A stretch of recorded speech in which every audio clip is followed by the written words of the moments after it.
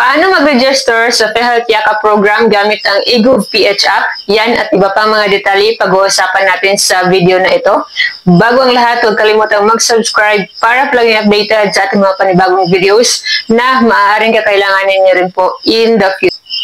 Ang Yakap program ay ang dating tinatawag na konsulta program sa PhilHealth. Ngayon ay mas pinaganda dahil mayroon ng libreng gamot na aabot hanggang 20,000 pesos kada Pilipino bawat taon. Mayroon na rin itong libreng cancer screening at mas pinadami pa ang mga libreng gamot na maaaring ma-avail natin.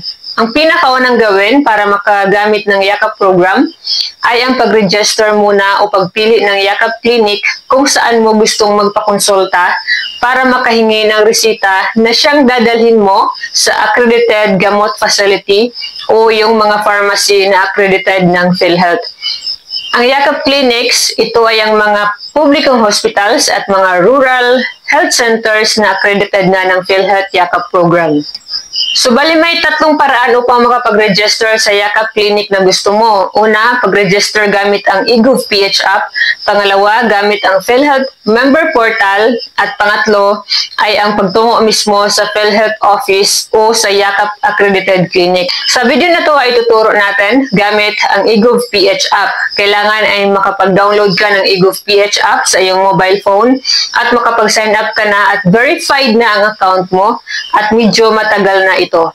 Paano mag-sign up? Panoorin sa video na nasa description link sa ibaba ng video na to. Hindi pwede ang kakagawa pa lang na account. Kung pasok ka sa mga criteria na yan ng eGov-PH, pwede ka na mag-register sa pamamagitan ng pag-click dito sa NJA. Pagkatapos ay type dito sa search bar ang PhilHealth para mas madaling makita.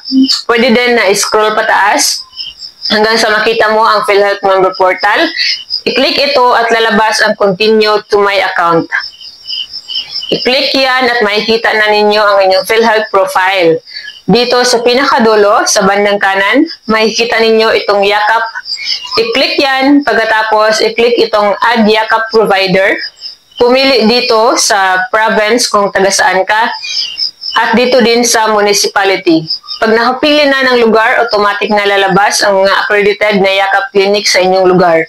Nare-recommend ako na piliin ang pinakamalapit sa inyo na gusto mo.